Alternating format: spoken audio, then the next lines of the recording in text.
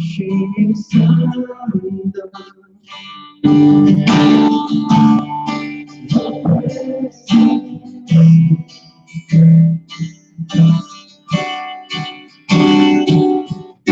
Holy Spirit,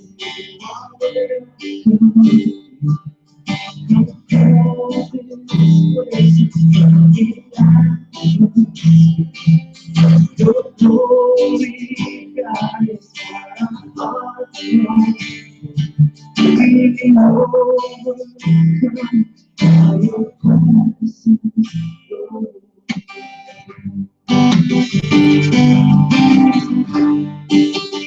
Holy Spirit,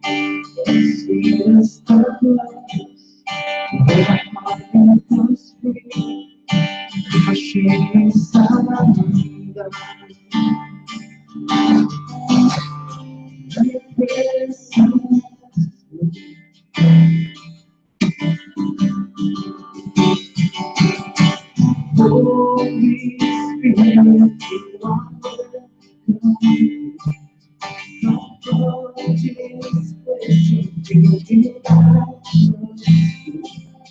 your glory guides what our hearts long for. Be overcome by your presence, Lord. Holy Spirit, you are welcome.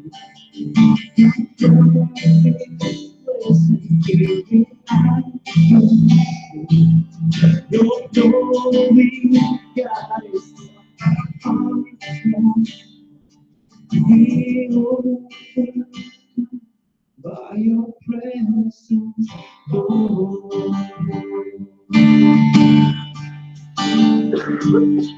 Your presence, Lord.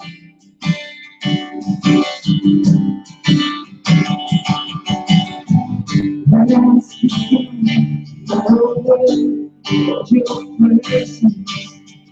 Let us experience the glory of your presence. Let us become more aware of your presence. Let us experience the glory of your presence. Let us become more aware of your presence. Let us experience the glory of your presence. Let us become more aware of your presence. Let us experience the glory of your presence.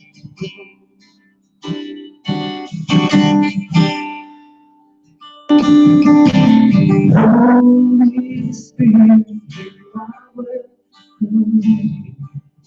You come this place and fill the your glory guides what our hearts long to be overcome by your presence, Lord.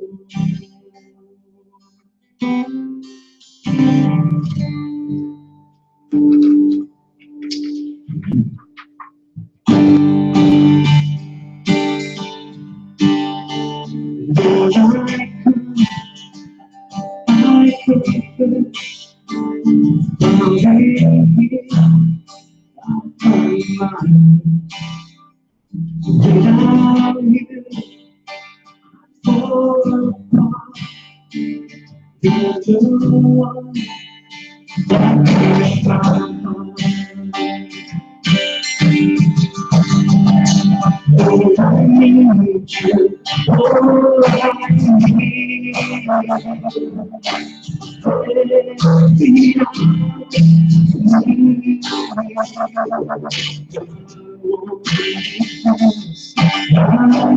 righteousness. Oh, God, how I need you.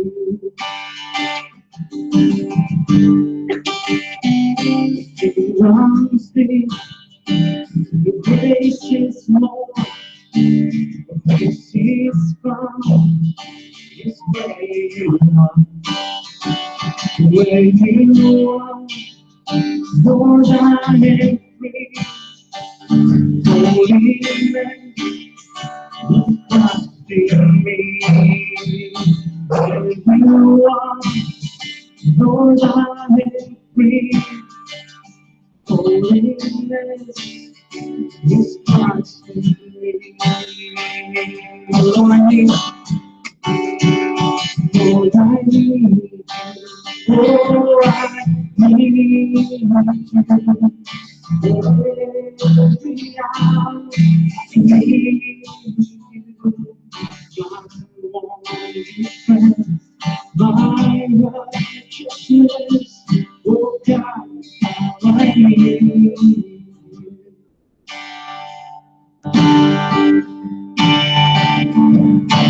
Teach my soul to see you.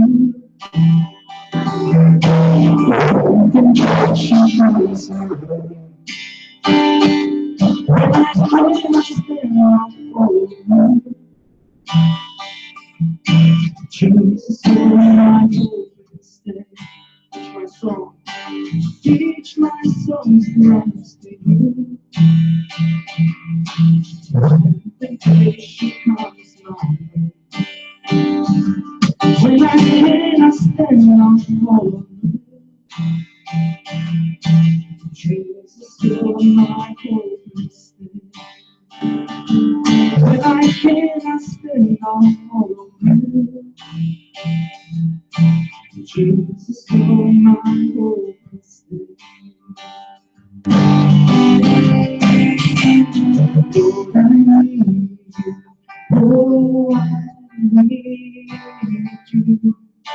Every hour, I need you.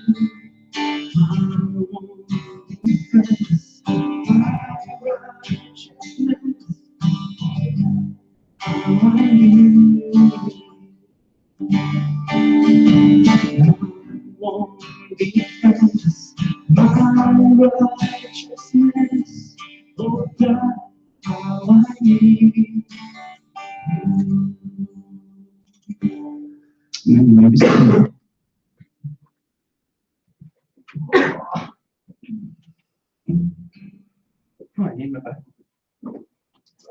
All right, we are continuing our walk through the Old Testament tonight. Tonight we arrive at Jeremiah 36. I'll just be reading verses 1 through 3. In the 4th year of Jehoiakim, son of Josiah, king of Judah, this word came to Jeremiah from the Lord. Take a scroll and write on it all the words that I have spoken to you concerning Israel, Judah, and all the other nations from the time I began speaking to you in the reign of Josiah till now.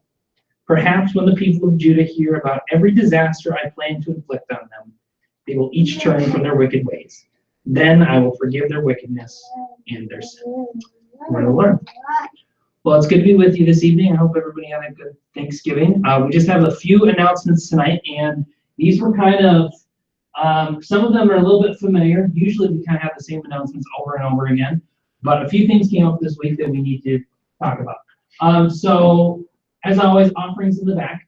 Last weekend, we had the opportunity to participate in an event here in Richfield as an example of being a new church with this community. If you are unaware of it, there's a very high Latino population in Richfield, and specifically in East Richfield. Many of them are either undocumented themselves or know people or related to people who are undocumented. And so, if you've been following along with the election results at all and the rhetoric around one certain candidate and the things that he has promised to do and the people that he has promised to do things to, there has been a fair amount of angst, we'll just leave it at that, in this community. And so last Sunday, Church of the Assumption, which is a large Catholic church here in the community, hosted an event by Navigate Minnesota, who works with Spanish-speaking immigrants here in the Twin Cities specifically, but also in Minnesota as a whole. And then with an immigration lawyer here in the Twin Cities, who have been meeting nonstop with people in communities around the Twin Cities, talking about the potential implications of this new administration.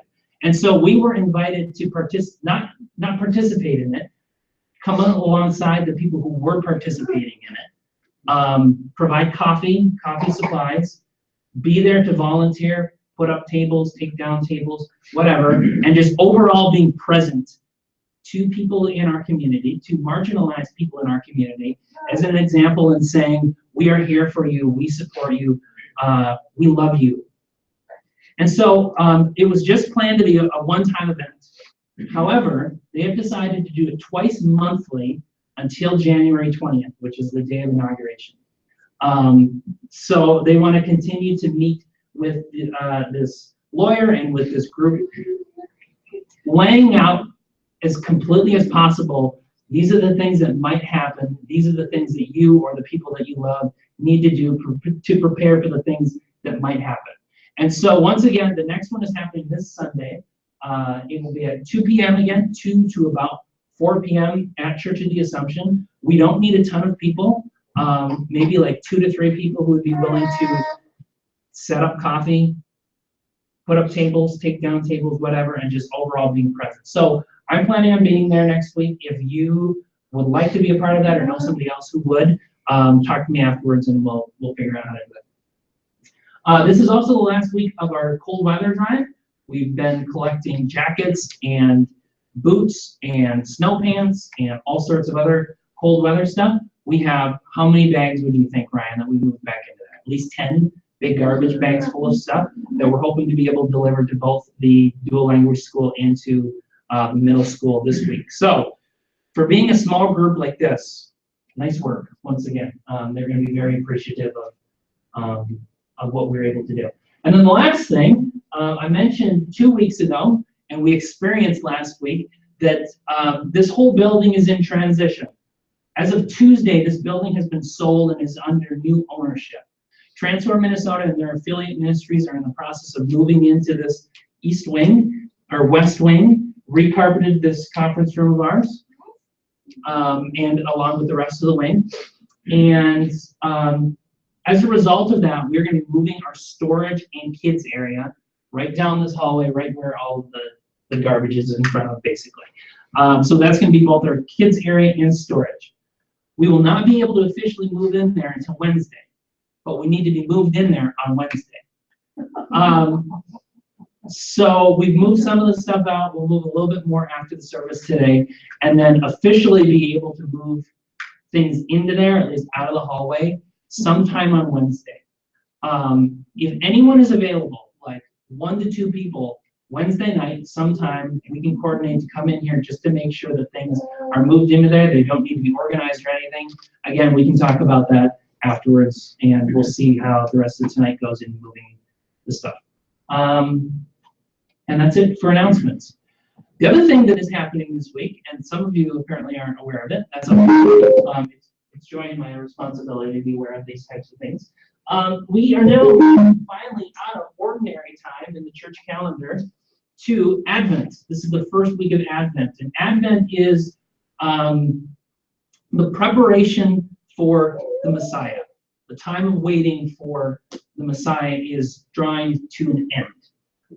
And fortunately, we follow this lectionary that traces throughout the Old Testament and kind of leads us into that. We don't have to jump in awkwardly into the New Testament once December hits in order to do that.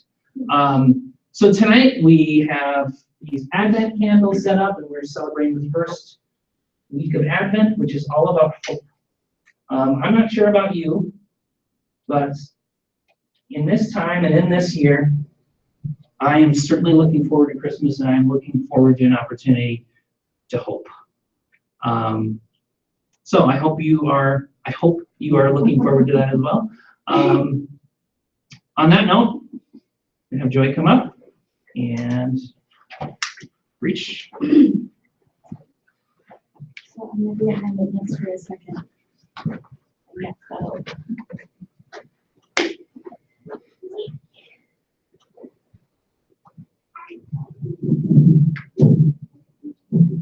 Cool. Okay. So, yeah. So like Jeremy read earlier, we're gonna be hanging out in Jeremiah tonight, and we're gonna be looking at a couple different passages. But before we jump into Jeremiah, we've been talking about a promise for a really long time. We started a couple months ago in September with Abraham, and this awesome promise God gives him that I'm going to make you a nation, you're going to be a great nation, I'm going to bless all the nations through this nation, and it's going to be great, and like I'm going to do it through you and Sarah. Well, at that point it's Abram and Sarai. And Abram's like, okay, fine, and Sarai's like, right. So the promise isn't off to a super great start. It takes a while, and Abram's like, at this point, Abraham, he's like, this is taking too long. So he tries to go through a surrogate of Sarah and tries to have a baby by Hagar, and God's like, nope, that's not what I talked about. Like, we're doing it through Sarah. And so then finally this baby is born, and we're like, oh, the promise is happening. Then they go into slavery, this whole family. Well, the family isn't necessarily in slavery, but like they grow up into this huge people, and suddenly they're slaves in Egypt, and then Moses happens, and he leads the people out of Egypt, and they're on their way into the wilderness to go to Canaan, and we're like, yes, the promise! And then they build a stupid calf in the middle of the wilderness, and the promise is in jeopardy again. And so God's really angry, and he's like, you know what, fine, Moses, step back, I'm just gonna burn them all down, we're gonna start from scratch, I will make you a nation. And Moses is like, I feel like that's a really bad PR move, because you know Egypt's gonna talk to everybody and be like, yeah, that God of theirs took them out to the desert to kill them. So it's probably a bad idea. And God was like, you're right, okay, we'll deal with this. So he killed like a third of them instead. So then they finally get into the promised land, and they get to do what all cool new kingdoms get to do. They get a king. And we met this guy, Samuel, and of course, like every hero, he has this bizarre birth story, and his mother finally gives birth, and he goes to live at the temple or whatever, and he anoints this king, and it's like, yay, Israel has a king, they're on their way, they're gonna be a blessing. And then that king is awful, and so they have to get rid of that one and get a new king. But the new king is David, the king to end all kings. The only problem with that is he's like this scrawny little dude, and at first you're like, yeah, the underdog, man, they always make good leaders because they know what it is to follow. So you're super pumped for this guy, put him in a palace, and he starts acting like a freaking king, taking whatever he wants. So he takes Bathsheba, forgets what she wants, kills her husband. The poor woman has a miscarriage. But then after that, she has Solomon, and we get to see the absolute zenith of the Israelites and their kingship. And he builds the temple that David wanted to build, and he dedicates it, and he's amazing. And then like a generation later, there's this terrible pattern of like one great king, one righteous king, and then like a terrible king, and then a righteous king, and then a terrible king. And like really soon the two kingdoms split, and like they can't get along, and we're talking about, Israel up north and Judah in the south, and it's like already a tense situation. So it feels like the promise is always a little bit like a volleyball, being like thrown back and forth from one kingdom to another. Like, is either of them gonna like do this thing that we were supposed to do from the beginning, this stupid promise thing? And total side note, if you ever have like 3.5-4 hours to burn, you should totally read 1st and 2nd Kings all in one sitting. I had to do it one time for a class, and it was amazing because it opens with the dedication of the temple and Solomon, and it's gorgeous and it's brilliant.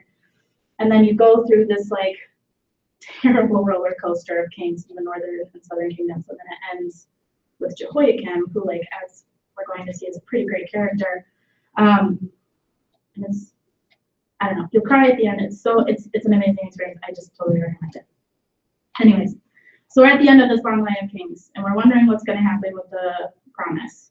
And just as Isaiah was Yahweh's prophet to the northern kingdom, so Jeremiah is Yahweh's prophet to the southern kingdom. And as we saw when Jeremy read, God's offering them a really similar deal as he offered to Nineveh, like we had with Jonah. He's basically saying, like, hey guys, this is what you've been doing. This is what I want you to do. If you change your ways, I'm going to forgive what you've been doing, and we'll go from there. Unfortunately, okay, so God tells Jeremiah to do this. Jeremiah calls his assistant, his scribe Baruch. He's like, okay, write down everything I say. And then when you're done writing down everything I say, I want you to go to the temple and read it. So Baruch does this. He goes to the temple, he's reading all the words. Some of the king's dudes hear it, and they're like, this is no good. So they go over to Baruch, and they're like, we're going to need you to come with us. And they take his scroll, and they put it in some secretary's office. So that's where we're going to pick up the story. So I am in Jeremiah 36, and we're going to start reading at 21. The king sent Jehudi, it sounds wrong, but that's what I'm going to call it, to get the scroll. And Jehudi brought it back from the room of Elishama the secretary and read it to the king and all the officials standing beside him. It was the 9th month, and the king was sitting in the winter apartment, with a fire burning in the fire pot in front of him. Whenever Jehudi had read 3 or 4 columns of the scroll, the king cut them off with a scribe's knife and threw them into the fire pot until the entire scroll was burned in the fire. The king and all his attendants who heard these words showed no fear, nor did they tear their clothes. Even though Elnathan, Delaiah, and Gemariah urged the king not to burn the scroll, he would not listen to them. Instead, the king demanded Jeremiah, a son of the king, Zariah, son of Azriel, and Shelemiah, son of Abdiel, to arrest Baruch the scribe and Jeremiah the prophet. But the Lord had hidden them. After the king burned the scroll containing the words that Baruch had written at Jeremiah's dictation, the word of the Lord came to Jeremiah. Take another scroll, and write on it the words that were on the first scroll, which Jehoiakim, king of Judah, burned up. Also, tell Jehoiakim, king of Judah, this is what the Lord says. You burned that scroll and said, why did you write on it that the king of Babylon would certainly come and destroy this land and wipe it from both man and beast? Wipe from it both man and beast. Therefore, this is what the Lord says about Jehoiakim, king of Judah. He will have no one to sit on the throne of David. His body will be thrown out and exposed to the heat by day and the frost by night. I will punish him and his children and his attendants for their wickedness. I will bring on them and those living in Jerusalem and the people of Judah every disaster I pronounced against them because they have not listened. So Jehoiakim, like I said, is a really delightful character. His dad, Josiah, had been like this awesome king right before him. And Josiah found, I think it was like Deuteronomy or something, in like whatever vaults they had in the palace. And he was like, oh my gosh, why did we not know this was happening? This is how we were supposed to live. So he like tears his clothes. That's why it's really important that it says that they weren't scared and they didn't tear their clothes, because Josiah was both scared and tore his clothes when he found the law. And so the whole kingdom like goes into this like time of repentance, and like all of the idols are cut down, and it's this like awesome, redeeming thing. And you're kind of like, yes, the promise. And then it's like too little too late. And it's like a really sad thing, because then Jehoiakim happens, and you can see how well he responds to words from God. And that's kind of what makes the end of Kings so terrible. Total spoiler. You watch Jehoiakim get carried away. I think they say like a bird in a cage by Nebuchadnezzar. Because Nebuchadnezzar basically just like sweeps in, picks up all the nobles and the king, takes the king back to be like, look, I got another another king on my pocket, and totally plunders the temple. Like the book starts in the beautiful splendor of the temple. Like God is living in Jerusalem. He's here, and we have this splendor to show that. And by the end, the king is gone, and the temple is completely stripped of everything. So like the two main things that showed God's authority and presence in Israel are totally gone now. Because Israel's been carried away, and now even Judah's been carried away. So that tiny remnant that we were like, okay, they're going to be righteous, everything's going to be fine. The promise is totally okay. We still have the throne of David. is now completely wiped out. Because even when David messed up and was acting all kingy, like God was still just like, okay, your throne is still going to be forever. Like we talked about previously, you're just also going to have the sword forever. And now, like, it's just done. And it's like, well, now what? Like, everything's in ashes.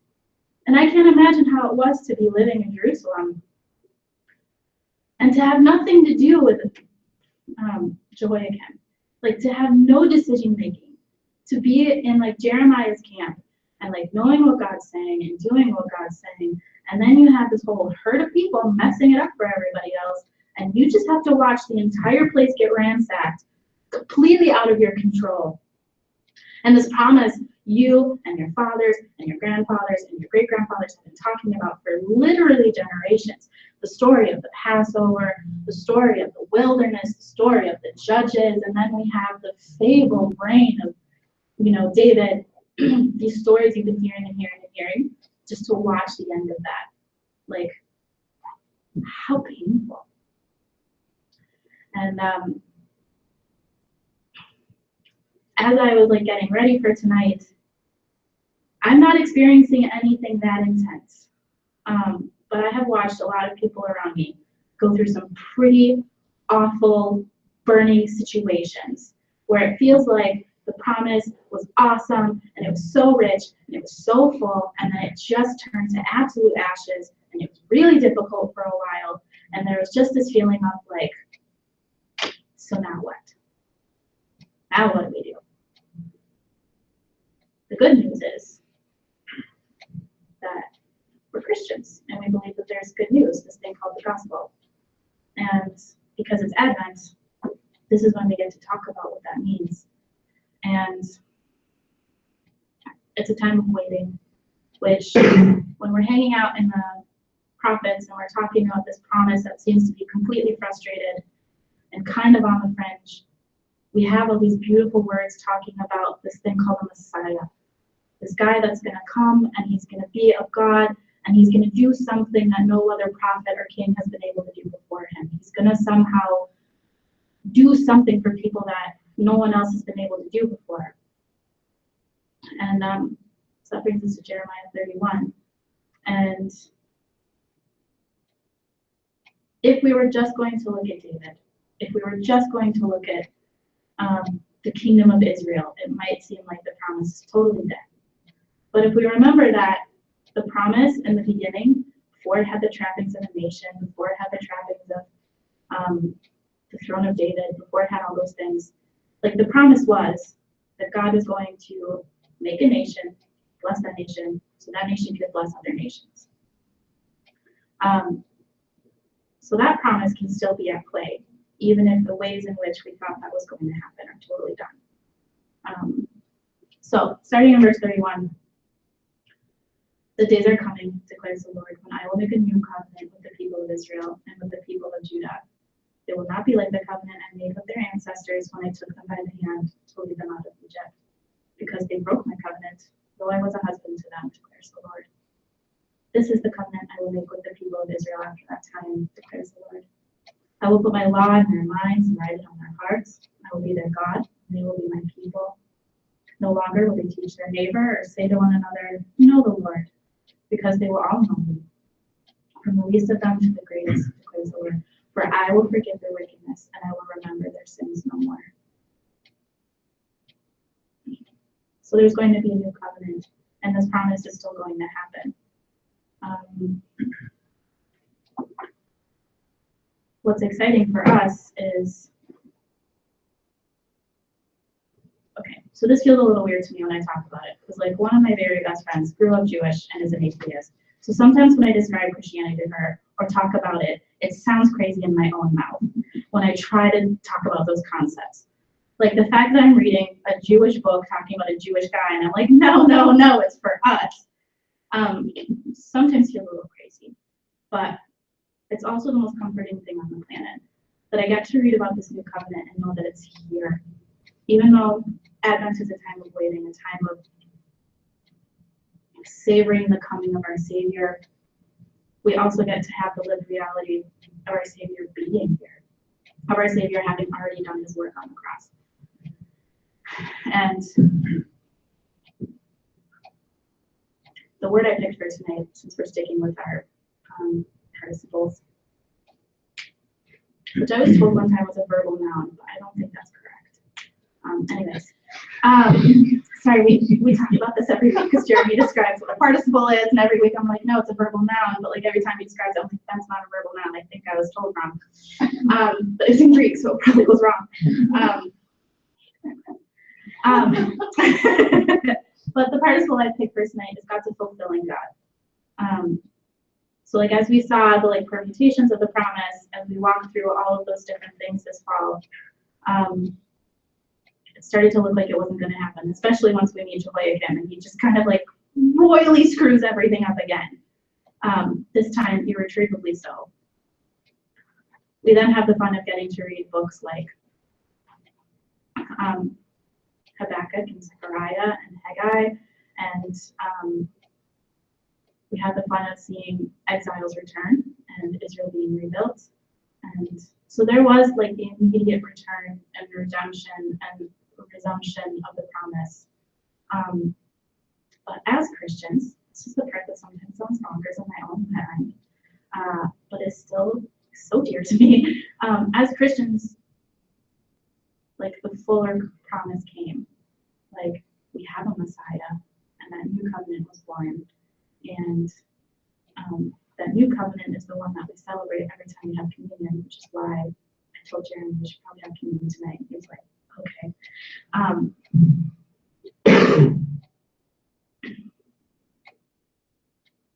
So one step further for that is more than just the generic piece that God fulfilled his greater promise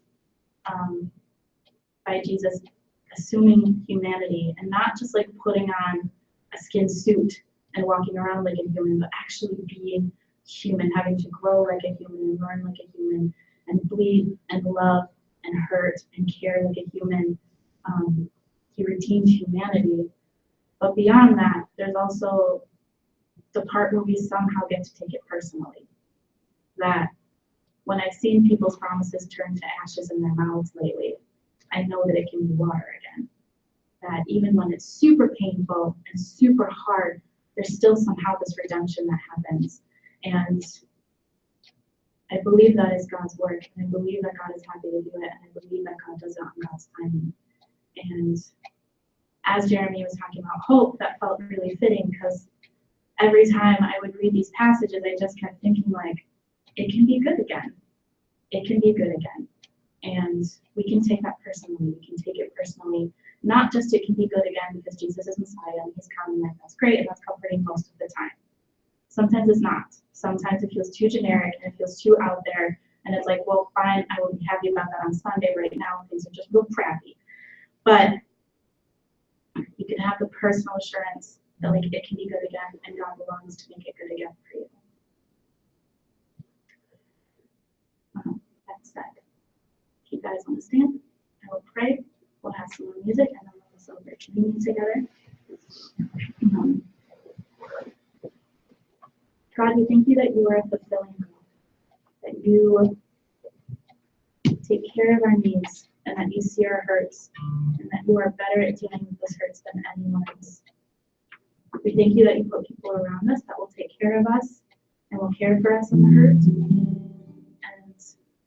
And we are so jazzed that it's imminent, that we get to look forward to the coming of this God who loved us as humans so much that he became human, and that nothing in you is foreign because he knows humanness. You are a generous God, and we're eternally grateful.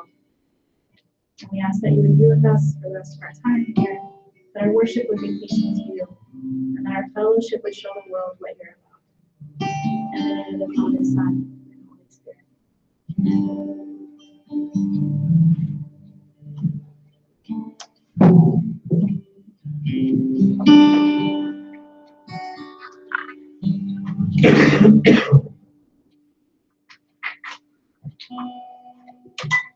This is there's songs now. You switch the order of the songs. Okay.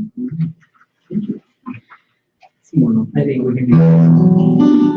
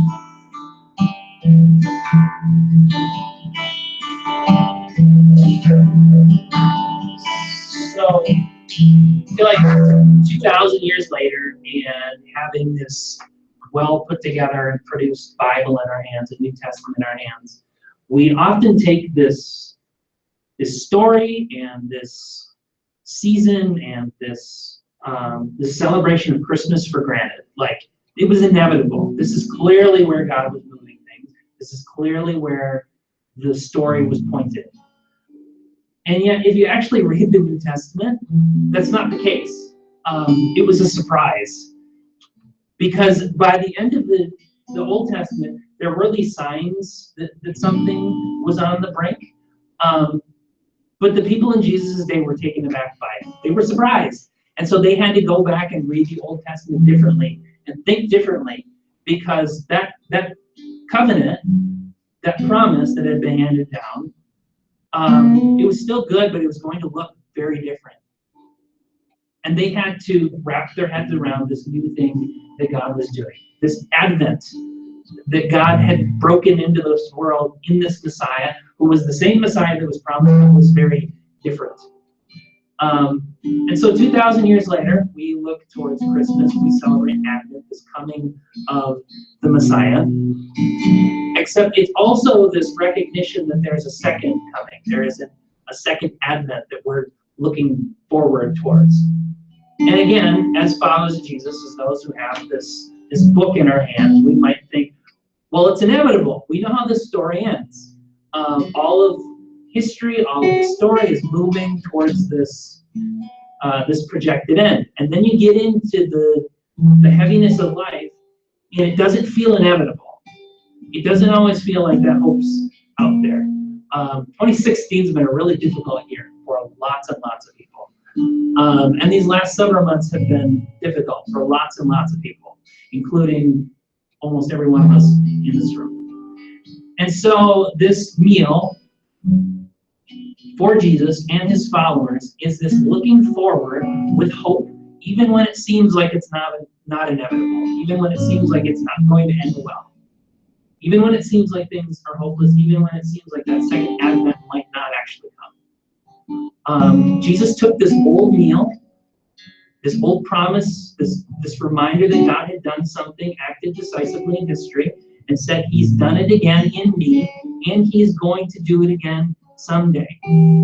So he took these concrete elements that had defined meanings and said, I'm giving this new meaning for you now and for the future. So he took this bread, he sat around this table with his followers, and he said, this bread is my body, which is broken for you. Do this as often as you eat it in remembrance of me.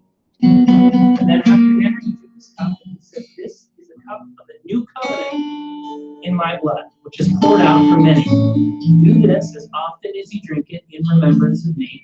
For as often as you eat this bread and you eat this cup, you proclaim the Lord's death until it comes again, that second Advent. So tonight, as we come here, as we begin the season of Advent, as we close out this interesting year, we're going to take this meal and remember that God is fulfilling. Not that he's just fulfilled, but he continues to fulfill these promises to us. And we remember that through taking up these very concrete symbols. So I'm going to pray, and then we will partake together. Let's pray.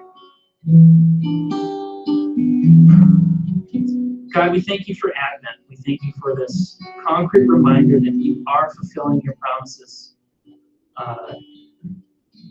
Not just subjectively, but very objectively, in real time, in real history. You have done it in Jesus. You are doing it in Jesus. You will do it in Jesus.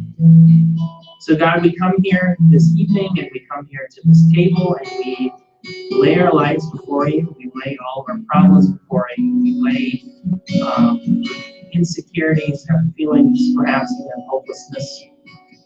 We give them to you, and we say that we have hope. We trust you. And we look forward anxiously for your second coming, for that second Advent as we remember this one. God, we love you. We ask all this in Jesus' name.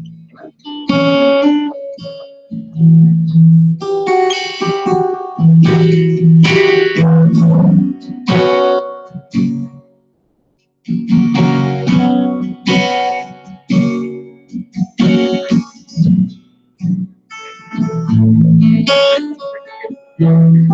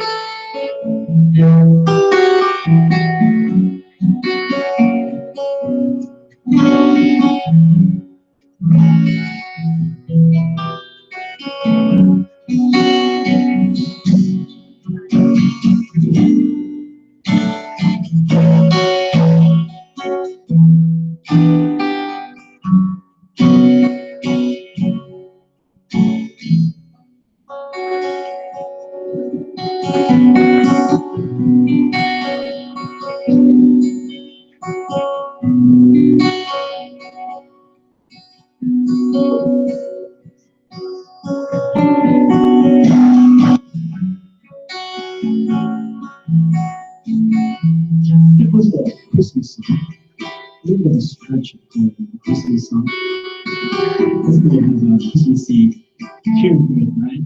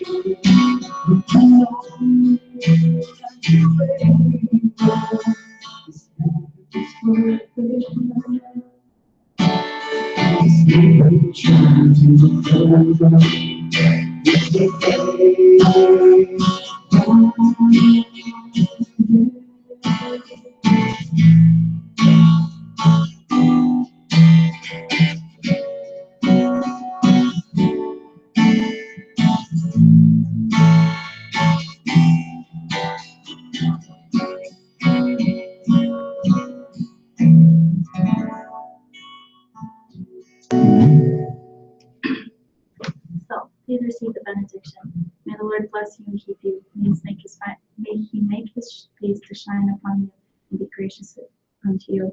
May He fill you with His peace. In the Father, Son, and the Spirit. Amen.